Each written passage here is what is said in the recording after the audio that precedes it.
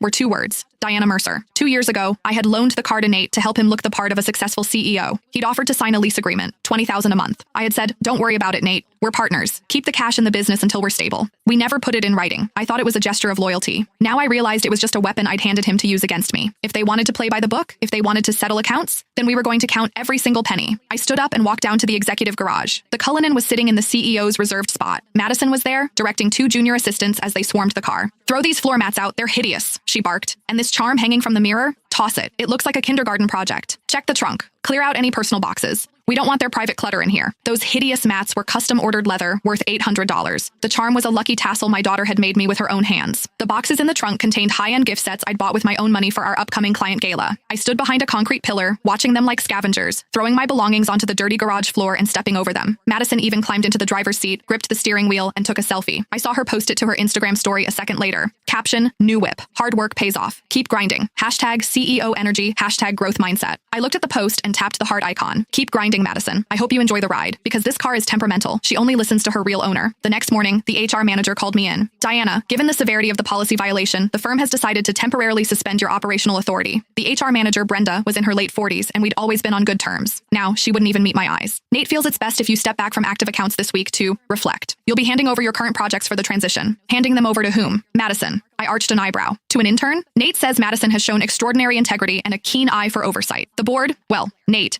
is fast-tracking her to operations manager to help shoulder your workload." Fast-tracked. I see. She used my corpse as a ladder to a management title. A hell of a trade for 90 days of work. Understood.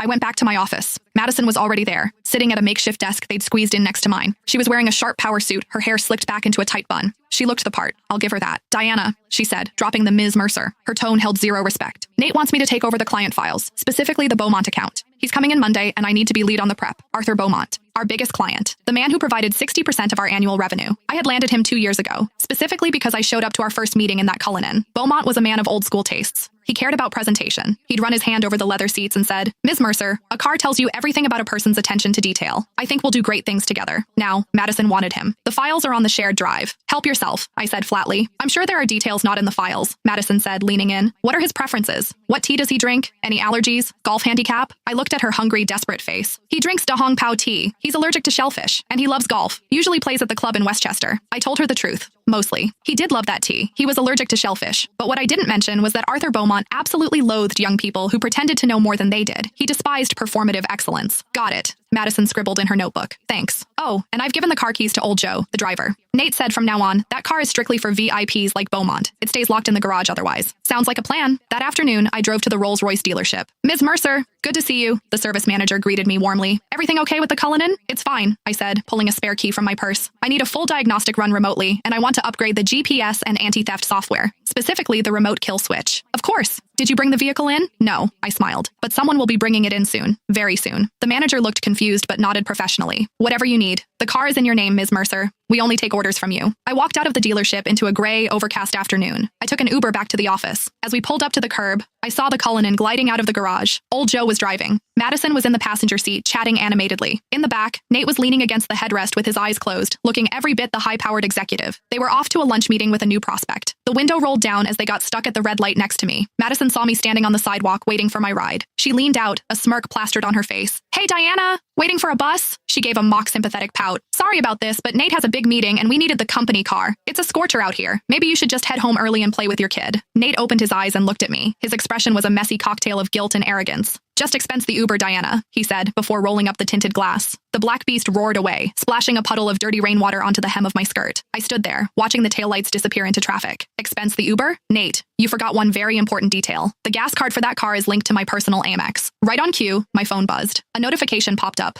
'Spent $185.50 at Shell Station number 402, using my car, burning my gas to go to their meetings, all while mocking me for being on foot.' The audacity of these parasites was truly breathtaking. I took a deep breath and called my bank. 'Yes, hello, I'd like to report a stolen gas card.' 'That's right. Freeze it immediately. No more transactions.' Then I opened the Rolls-Royce remote access app on my phone. The screen showed the car moving east at 45 miles per hour. My finger hovered over the remote engine lock button. I hesitated for a second. No, locking it now was too easy. I wanted to lock it at a moment they would never, ever forget. I closed the app and hailed another taxi. Driver, take me to the best commercial real estate office in the city. You got it, ma'am. If we were settling accounts, we were going to talk about the building too. The office we were currently in? It was a floor in a boutique building downtown that my father had left me. When Nate started the company, he couldn't afford a prestigious address. I let him have the space at half the market rate. The lease was a gentleman's agreement, renewed annually, and it just so happened to expire this coming Monday. Madison wanted efficiency. Let's see how efficient they are when they're working out of a Starbucks. The next few days were remarkably quiet for me. Madison, on the other hand, was frantic. She was trying to manage my entire department while simultaneously planning the grand welcome for Arthur Beaumont. She treated the Cullinan like her personal trophy. She had old Joe wash it 3 times a day. She flooded her social media with selfies from the back seat, her captions dripping with smugness.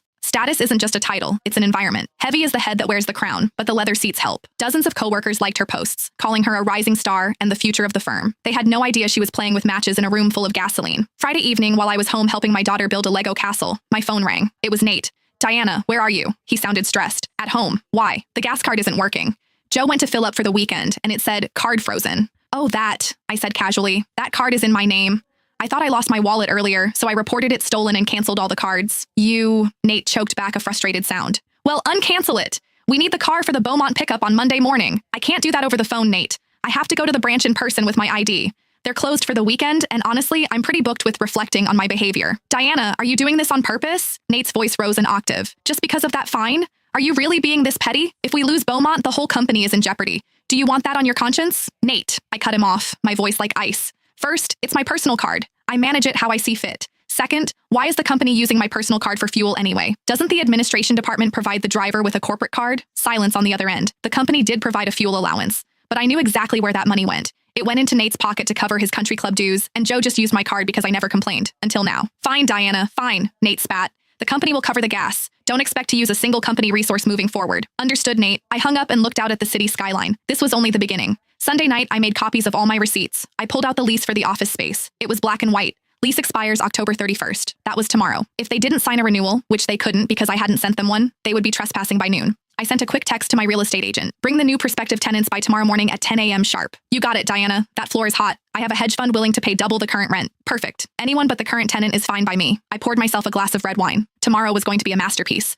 Beaumont was coming for an inspection. The real estate agent was coming for an eviction. Madison was coming for her big break. And I was coming for everything they owed me. I took a piece of paper and began to list the numbers. Cullinan purchase price, $320,000. Sales tax and registration, $28,000. 2 years of insurance, $100,000. Maintenance and repairs, $80,000. 2 years of fuel, $60,000. Office rent, deficit, $1,200,000. Unpaid loans, to Nate, $500,000. Total, $2,288,000. And that was just the money I could prove. It didn't count my blood, my sweat, or the connections I'd handed Nate on a silver platter. I looked at the number and laughed. I had spent over $2 million to raise a pack of wolves. They didn't just forget to thank me, they tried to eat me. $128,000 fine? Tomorrow I was going to make them vomit up every cent they'd ever taken from me, with interest. Monday morning, 9 a.m. The office was buzzing with an electric, nervous energy. Madison was dressed in a pristine white power suit, her makeup flawless. She stood by the entrance like a soldier awaiting inspection. Old Joe had the Cullinan idling at the curb, the paint polished so bright it hurt to look at. Nate was in his best charcoal suit, obsessively checking his Rolex. How far out is Beaumont? He just landed, Madison replied, her voice trembling slightly with excitement.